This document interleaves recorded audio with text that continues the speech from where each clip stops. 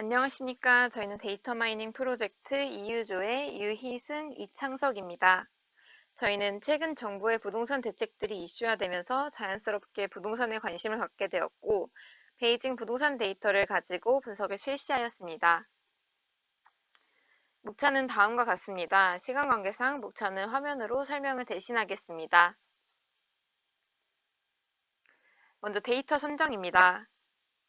저희 조는 베이징 부동산 데이터로 선정하였는데요. 베이징은 중국의 수도이자 큰 인프라를 구축하고 있는 도시인 만큼 부동산에 관련된 데이터의 양 역시 굉장히 많았습니다. 앞서 설명드린 바와 같이 저희는 부동산 데이터에 많은 관심을 가지고 있었고, 베이징 부동산 데이터의 양이 크기 때문에 다양한 데이터 분석을 해볼 수 있을 것이라고 예상하였습니다. 처음 저희는 대구의 부동산 데이터를 다뤄보려고 하였으나 데이터의 수가 너무 적었기 때문에 최종적으로 베이징 부동산 데이터를 분석 대상으로 삼았습니다. 데이터의 변수들을 간략하게 설명드리면 다음과 같습니다. 여기서 눈여겨볼 만한 변수로는 LNG와 LAT라는 좌표 데이터가 있는데 데이터를 지도에 도식화하는 데 활용하였으며 위치 변수로 말씀드릴 수 있겠습니다. 다음 슬라이드 역시 부동산 가격에 영향을 주는 변수들로 구성되어 있습니다. 저희는 약 30만 개의 데이터와 26개의 변수들로 구성되어 있는 데이터를 분석하였습니다. 다음은 주변 조사 및 기대 효과입니다. 그래프를 통해 볼 수 있듯이 중국 베이징 아파트의 가격은 전 세계 4위로 매우 높은 것을 알 수 있습니다. 서울 아파트 역시 세계 7위를 차지하고 있고 베이징과 비슷한 변동률을 보이고 있으므로 국내 서울 부동산에도 접목해 볼 수 있지 않을까라는 조심스러운 생각을 해보았습니다. 관련 연구조사에 따르면 중국은 교통운전 문제가 굉장히 심각하고 인구의 수가 많은 만큼 아파트를 결정하는 데 있어서 교통이 중요한 요소로 작용하고 있었습니다. 또한 베이징 내 중심부에 위치할수록 부동산 가격이 높아지는 것도 알 수 있었습니다. 이를 통해 부동산 가격에 영향을 주는 요인들을 파악하고 변수들 간의 상관 분석을 실시하여 정확한 예측 분석을 할 수 있습니다. 이러한 분석으로 다양한 정보를 제공할 수 있고 국내 부동산에도 접목해 볼 수 있다는 기대를 가지고 분석을 실시하였습니다. 다음은 데이터 정제 및 시각화입니다. 먼저 로우 데이터를 확인하였고 데이터 탐색을 위해 결측치 제거와 변수 변환이 필요하다는 판단을 하였습니다. 또한 불필요한 변수들은 제거하고 최종적으로 데이터 구조를 확립하고 시각화를 실시하였습니다. 먼저 결측치를 확인한 결과 DOM 변수와 컨스트럭션 타임 변수에서 결측치가 있다는 것을 확인하였습니다. 특히 DOM 변수의 경우 약 16만 개의 결측치가 존재했고 모든 결측치를 제거하기에는 데이터의 손실이 크다고 판단하여 중앙값으로 대체하였습니다. 컨스트럭션 타임 변수의 경우 결측치의 수가 크지 않아 제거하였습니다. 고유 거래 아이디나 URL 주소와 같은 변수들은 분석에 무의미하다고 판단하여 제거하였고 다음과 같은 변수들은 알맞은 변수 형태로 변환시켜 주었습니다. 이 같은 과정을 거치며 뉴메릭 변수와 팩터 변수로 나뉘었고 뉴메릭 변수들 간의 상관성을 파악해 보았습니다. 점점 밝은 색을 띠거나 어두운 색을 띠며 원의 크기가 클수록 변수들 간의 상관관계가 크다는 것을 알려주는 코릴레이션 플롯을 구성해 보았습니다. 대표적으로 총 가격에 영향을 주는 평당 가격, 평수의 상관성이 높다는 것을 알 수 있었습니다. 팩터 변수들을 살펴보면 먼저 디스트릭트 변수의 경우 팩터 변환에 베이징 내 13개 자치구명 각각 기재하여 설정해 주었습니다. 이후 캐글에서 베이징 맵 R 데이터를 다운받았습니다.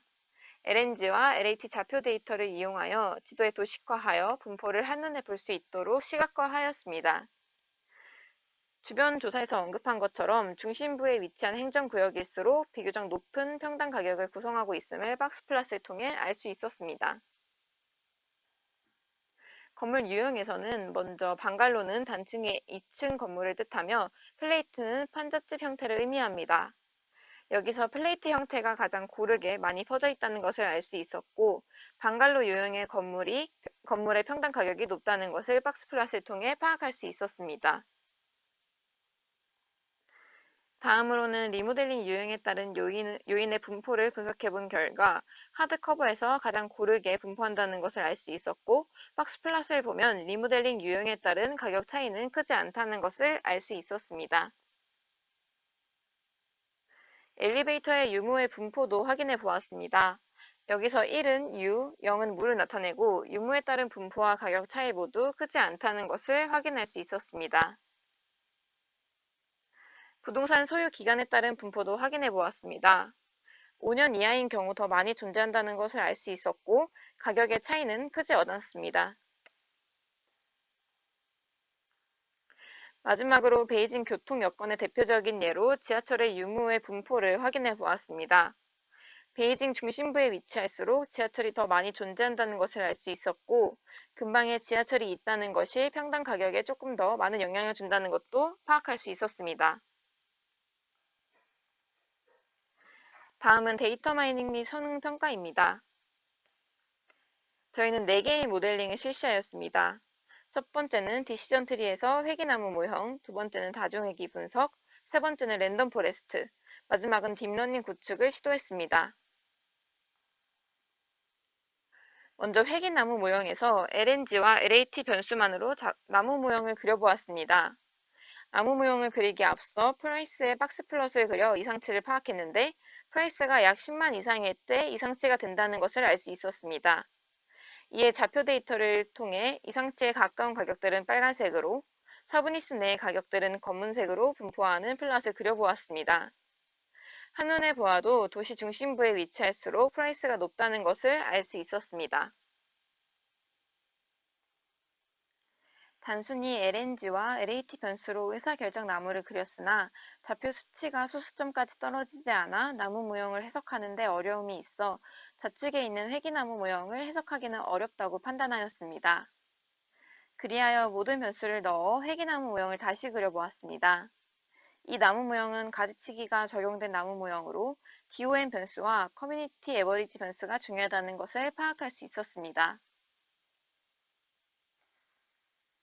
이를 근거로 CP+을 통해 이 모형의 최적의 노드 개수를 파악해 보았습니다. 노드가 8개인 의사결정 나무가 적절하다는 것을 알 수 있었습니다. 트리에 기초한 모델이다 보니 정교화를 실시하지 않아 SSE의 단위가 다소 큽니다.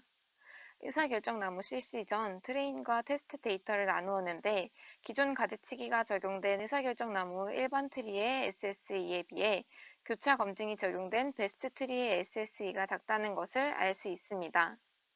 또한 베스트 트리 플롯은 노드의 수가 굉장히 많아 플롯으로 구현하기 어려웠고, 이에 정확한 해석을 하기가 어렵다고 판단하여 다른 기법으로 모델을 구축해야 한다는 생각을 하였습니다. 두 번째로 다중회귀 분석을 실시하였습니다. 먼저 원활 인코딩으로 팩터 변수들을 더미 처리하여 새로운 데이터 프레임을 만들었습니다. 이 데이터 프레임의 모든 변수들의 다중 공산성을 확인하기 위해 코릴레이션 플롯을 만들었고, 다중 공산성이 있음을 확인하였습니다. 그리고 이상치 문제를 해소하기 위해 프라이스 값을 스케일링, 즉 정교화를 실시하였습니다.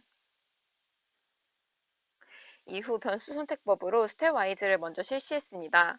최종적으로 좌측에 있는 회계식이 나왔고, 잔차 검정을 시행하였으나 등부선성과 정교성을 만족하기 어려웠습니다.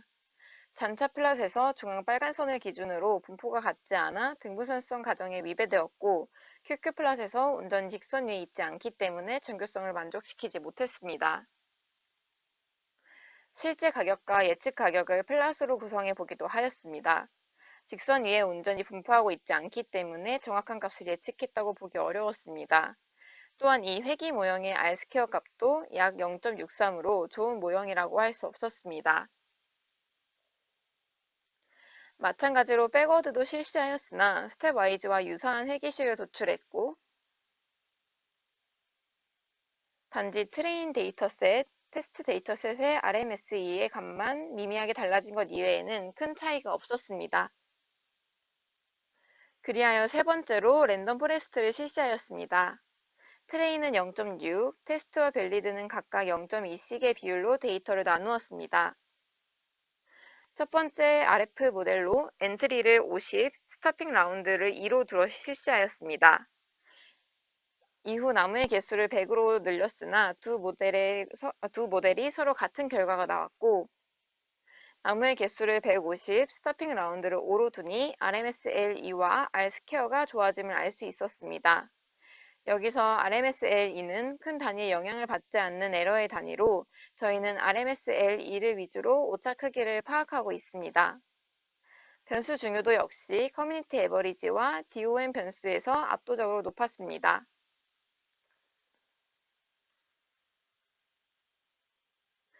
마지막으로 트리의 개수를 200개, 스토핑 라운드를 10과 20으로 나누어 두었습니다.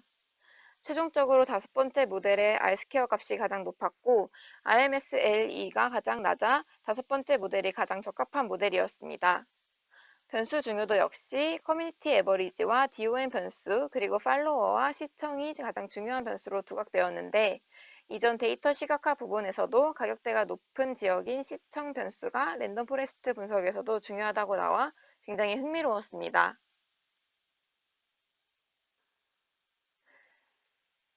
RF 모델에서 가장 적합했던 다섯 번째 모델의 테스트 프라이스 예측 값과 실제 테스트 프라이스의 값을 비교해 본 결과 비교적 가깝게 예측된 가격도 있었지만 아쉽게도 조금 크게 벗어난 예측이었습니다.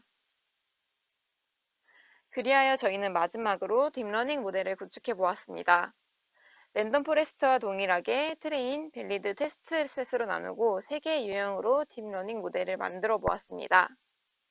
첫 번째로 RF 변수 중요도의 10개의 변수만을 학습한 것과 두 번째로는 스타와이즈를 통해 나온 변수들로 학습한 모형, 세 번째로는 모든 변수를 사용한 모형입니다. RF 변수 중요도 변수만으로 딥러닝을 돌려보았습니다. 히든 레이어를 500, 300, 200으로 두었고 에폭을 100으로 두어 더 많은 학습을 시켰으나 상대적으로 RMSLE 값이 높게 나왔고 예측력 또한 RF5보다 훨씬 떨어졌습니다. 두 번째로는 다중회귀 분석에 스텝와이즈 변수를 사용하여 딥러닝 학습을 했습니다. 앞선 모델보다 좀 적은 히든 레이어를 두었지만 에폭은 크게 늘렸습니다. RMSLE가 크게 좋아졌고 이전보다 예측 가격이 실제 가격과 근사해졌음을 알 수 있었습니다. 마지막으로 모든 변수를 학습시켰습니다. 위드로 마우 옵션을 두어 더 많은 히든 레이어를 두었습니다.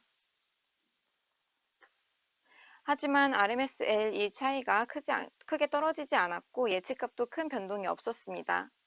이 모형의 변수 중요도 역시 커뮤니티 에버리지와 DOM 변수가 가장 중요하다는 것은 RF5와 공통적이었지만 리모델링 유형이 아더린 변수가 변수 중요도의 상위 포션에 나타나서 크게 흥미로웠습니다. 이에 다시 레시티파이어 옵션으로 바꾸어주고 시드도 변경하여 딥러닝 학습을 다시 실시해 보았습니다. R스퀘어가 0.85인 랜덤 포레스트와 비슷하게 RMSLE 값까지 크게 떨어뜨렸으나 예측값은 여전히 조금 차이가 있었습니다. 하지만 변수 중요도에서 큰 변화가 있었습니다. 중심부에 위치한 지역 변수들이 타겟 변수를 예측하는 데 중요하다는 것을 보여주고 있습니다. 이는 무엇보다 어떤 자치구인지에 따라 프라이스에 크게 영향을 준다는 것을 알려주고 있습니다. 또한 변수가 많을수록 더 좋은 딥러닝 모형을 구축할 수 있다는 것도 알 수 있었습니다. 마지막으로 텍스트 마이닝을 추가적으로 진행해 보았습니다. 저희는 추가적으로 우리나라의 부동산 시장을 파악해 보고자 텍스트 마이닝, 워드 클라우드를 그려보았습니다. 2017년부터 2019년까지 총 3년 동안의 부동산 시장을 파악해 보고자 하였고 주간 아파트 매매 가격 동향을 파악한 후 증감률이 가장 높았던 주간을 기준으로 네이버 기사를 크롤링 해왔습니다. 먼저 2017년입니다. 2017년에 증감률이 가장 높았던 주간은 2017년 6월 2일부터 2017년 6월 9일까지입니다. 워드 클라우드를 그려본 결과 여기서 눈에 띄는 단어는 규제와 재건축입니다. 즉 2017년 6월에는 정부의 부동산과 대출 규제 등으로 인하여 가장 높은 증감률을 보였고 재건축도 영향을 주었습니다. 다음으로는 2018년입니다. 이때 증감률이 가장 높았던 주간은 2018년 2월 16일부터 2018년 2월 23일까지였습니다. 이때에도 눈에 띄는 단어는 재건축과 그린벨트 등입니다. 2018년 2월에는 정부가 재건축 안전 진단 강화 방침을 발표하면서 가장 높은 증감률을 보였고 그린벨트에 포함되어 있는 강남이 해제지로 포함되면서 증감률에도 영향을 주었습니다. 다음으로는 2019년입니다. 2019년에 가장 증감률이 높았던 기간은 2019년 11월 29일부터 12월 5일까지입니다. 이때에도 눈에 띄는 단어는 학군과 분양가 상한제입니다. 2019년 12월에는 민간 분양가 상한제 확대로 공급이 줄었고 강남 학군 쏠림 심화가 되면서 가장 높은 증감률을 보이고 있었습니다. 워드 클라우드의 모양을 다양하게 만들어 볼 수 있는 웹사이트를 활용하여 주제와 관련 있는 집과 아파트 모양 등으로 워드 클라우드를 다시 제작해 보기도 하였습니다. 마지막으로 분석 정리 및 결론입니다. 4개의 기법들을 통해 프라이스에 대한 변수 중요도를 파악해 보았고 좋은 예측력, 오차가 적었던 랜덤 포레스트의 5번째 모델과 딥러닝의 M23 모델을 둘 다 고려해 볼 수 있다고 생각했습니다. 랜덤 포레스트와 딥러닝에서 각기 다른 변수 중요도가 나타났고 세대 평균 소득이 높을수록 혹은 베이징 자치구가 중심부에 위치할수록 프라이스가 높아지는 데 큰 영향을 준다는 것을 결론 지을 수 있습니다.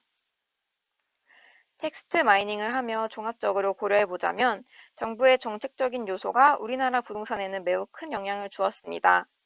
하지만 베이징 부동산 데이터에서는 정부의 정책적인 요소가 배제되어 있기 때문에 아무래도 비교하거나 정확한 부동산 가격을 예측하는 것은 다소 어려울 것이라고 생각하게 되었습니다.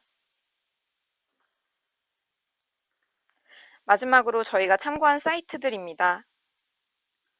그럼 이상으로 발표를 마치겠습니다. 감사합니다.